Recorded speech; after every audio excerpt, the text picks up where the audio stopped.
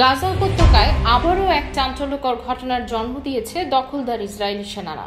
নারীর ছদ্মবেশ ধারণ করে চরম বিপদের মুখে পড়েছে ইসরায়েলের একটি বিশেষ বাহিনী। উদ্দেশ্য ছিল গোপনে ফিলিস্তিনি প্রতিরোধ যোদ্ধাদের ঘাঁটিতে ঢুকে অপহরণ ও তথ্য সংগ্রহ। কিন্তু ফিলিস্তিনের সজাগ প্রতিরোধ যোদ্ধারা সে ষড়যন্ত্র সময় মতো ধরে ফেলায় অপমানজনকভাবে পিছু হটতে বাধ্য হয় ইসরায়েলি বাহিনী। ঘটনাটি ঘটে সোমবার গাজার দক্ষিণাঞ্চলীয় শহর খান ইউনুসের আল মাত্তা পাড়ায়। স্থানীয়দের ভাষ্যমতে একটি সাদা রঙের বাস শহরের কেন্দ্রীয় এলাকায় এসে থামে। প্রথমে মনে হচ্ছিল বাসটিতে বাস্তুচ্যুত নারী ও শিশুদের দল এসেছে, যারা হয়তো বোমা হামলা থেকে বাঁচতে নিরাপদ আশ্রয়ের খুঁজে এসেছে। বাস থেকে নামা নারীদের কারো মুখ ঢাকা, আবার কারো মুখ খোলা ছিল। তাদের চলাফেরাও ছিল যথেষ্ট সাবলীল, যা সন্দেহের উদ্রেক করেনি। তবে আসল ঘটনা ছিল সম্পূর্ণ ভিন্ন।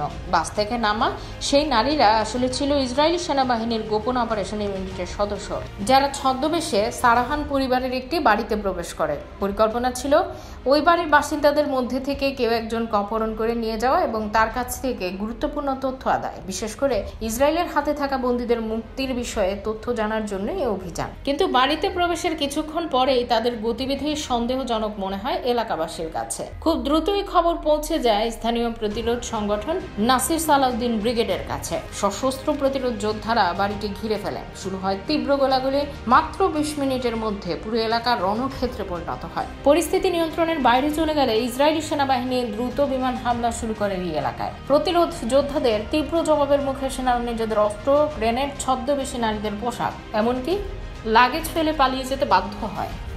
ঘটনাস্থল থেকে পরে উদ্ধার করা হয় গুলির খোসা, পোড়ানো বস্তু, নারী পোশাক এবং ছদ্মবেশে ব্যবহৃত খালি লাগেজ।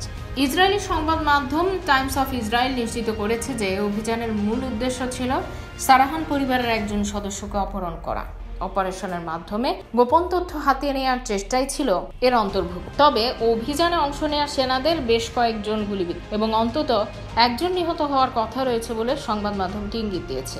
এই অভিযানের সময়েই ফিলিস্তিনের প্রতিরোধ যোদ্ধা ও নাসির সালাউদ্দিন ব্রিগেডের কমান্ডার আহমেদ কামাল সারান একই সাথে তার স্ত্রী ও সন্তানকে অপহরণ করে নিয়ে যায় ইসরায়েল বাহিনী। আন্তর্জাতিক মানবাধিকার সংস্থাগুলোর মতে এটি যুদ্ধাপরাধের শামিল। ইতিমধ্যে গাজার বিভিন্ন এলাকায় বিমান ও স্থল হামলা তীব্রতর করেছে ইসরায়েল বাহিনী। 2023 সালের 7 অক্টোবর থেকে শুরু হওয়া ইসরায়েলি অভিযানে এ পর্যন্ত প্রাণ হারিয়েছেন 53,000-এর বেশি ফিলিস্তিনি, যাদের অধিকাংশই নারী ও শিশু। চলতি বছরের জানুয়ারিতে আন্তর্জাতিক চাপের মুখে ইসরায়েল যুদ্ধবিরতি চুক্তিতে সম্মত হলেও তা বারবার লঙ্ঘন করেছে। সর্বশেষ 18 মার্চ থেকে আবারও পূর্ণ মাত্রায় গাজায় হামলা শুরু করে। এই অমানবিক আগ্রাসনের বিরুদ্ধে একযোগে প্রতিরোধ গড়ে তুলেছে ফিলিস্তিন, লেবানন ও ইয়েমেনের যোদ্ধারা। ইতিমধ্যে ইয়েমেন হুথি আন্দোলনের পক্ষ থেকে ইসরায়েলের বিমানবন্দর ও বন্দরগুলোতে হামলার হুমকি দেওয়া হয়েছে। এমনকি হাইফা বন্দরের ওপর অবরোধ আরোপের ঘোষণা এসেছে। মার্কিন যুক্তরাষ্ট্রের সাবেক প্রেসিডেন্ট ডোনাল্ড ট্রাম্প পর্যন্ত ইসরায়েলকে যুদ্ধবিরতির জন্য চাপ দিয়েছেন, কিন্তু নেতানিয়াহু প্রশাসন সে আহ্বানে কর্ণপাত করেনি।